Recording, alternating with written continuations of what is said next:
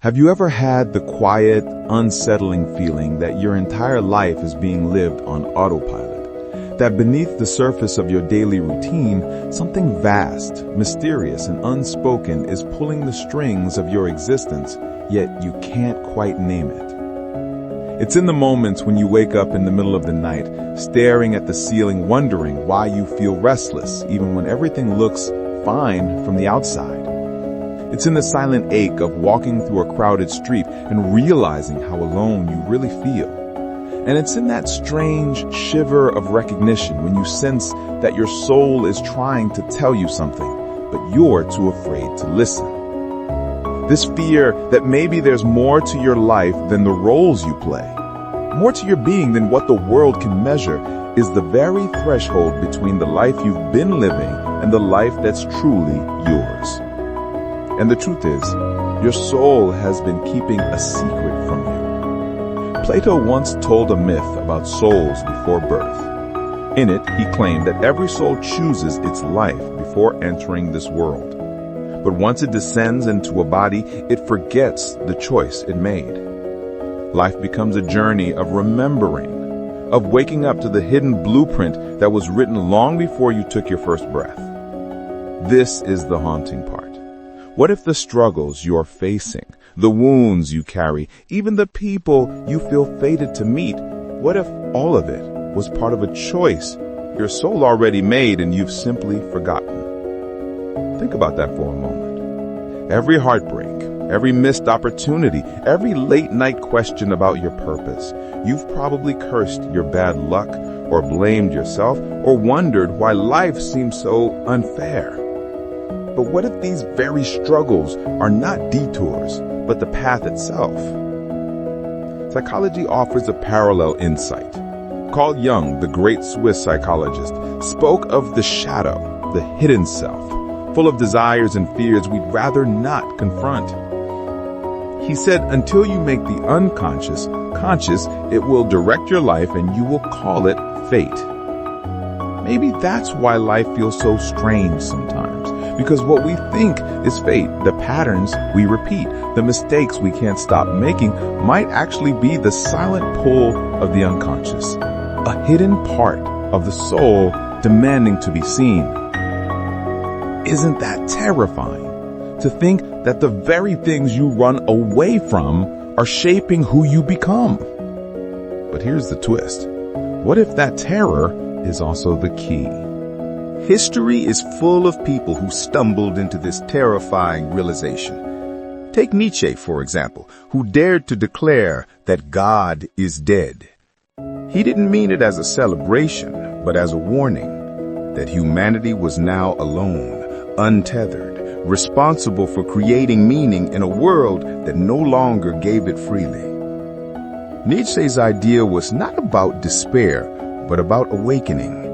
He believed that by confronting the abyss, the emptiness we fear, we could give birth to something new, something deeply our own. Isn't that what you secretly crave?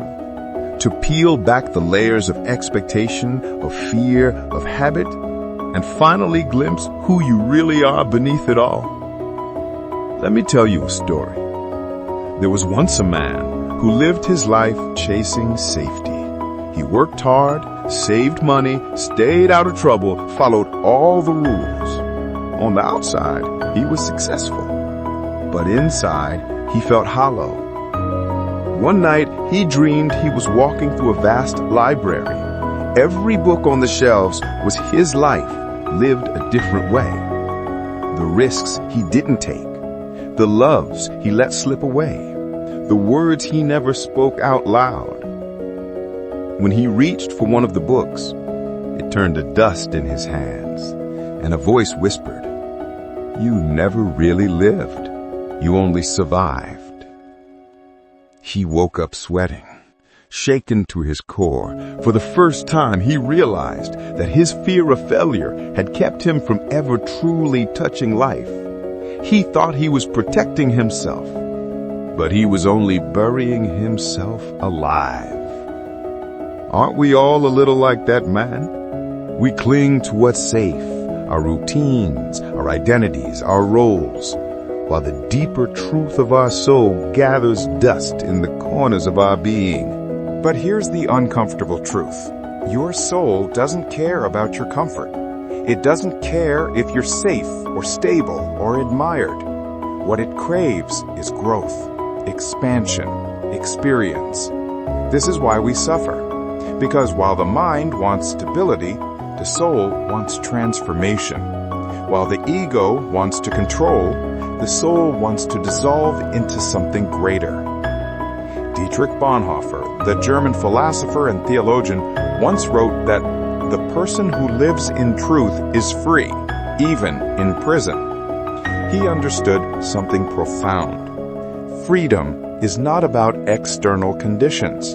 It's about whether you're aligned with the truth of your being, or whether you're running from it. So here's the question I want to ask you, the one you've been avoiding. What truth about yourself are you running from? Is it the relationship you know you should leave, but don't? The dream you keep postponing year after year? The part of you that feels out of place in this world, and yet refuses to shrink into conformity? You know the answer, even if you've buried it, even if you've locked it away. And here's the irony. The very thing you fear confronting is the door to the life you're desperate to live. Let's imagine something radical. Imagine that tonight, while you sleep, your soul steps out of your body. It can see your entire life stretched before it, every decision you've made, every excuse, every betrayal of your own heart. What would it say? Would it thank you for being brave enough to live? Or would it mourn the years you wasted in hesitation? This is not a thought experiment. This is a mirror. Because in truth, that perspective is always available to you, if you dare to look. The philosopher Soren Kierkegaard said, "Anxiety is the dizziness of freedom." That strange, uncomfortable feeling in your chest when you stand at the edge of change, that's not weakness. That's the raw power of possibility.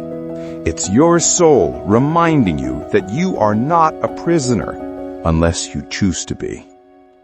You've been conditioned to believe that your value comes from the roles you play, the worker, the parent, the partner, the achiever. But your soul knows better. Your soul came here to taste life, not just to manage it. And the greatest tragedy is not death. It's reaching the end of your life and realizing you never truly lived it. So what now? What do you do with this realization? You don't need to quit your job tomorrow or run off into the mountains. The real shift happens in the smallest of choices. To speak the truth you've been holding back. To say yes to what excites you, even if it terrifies you.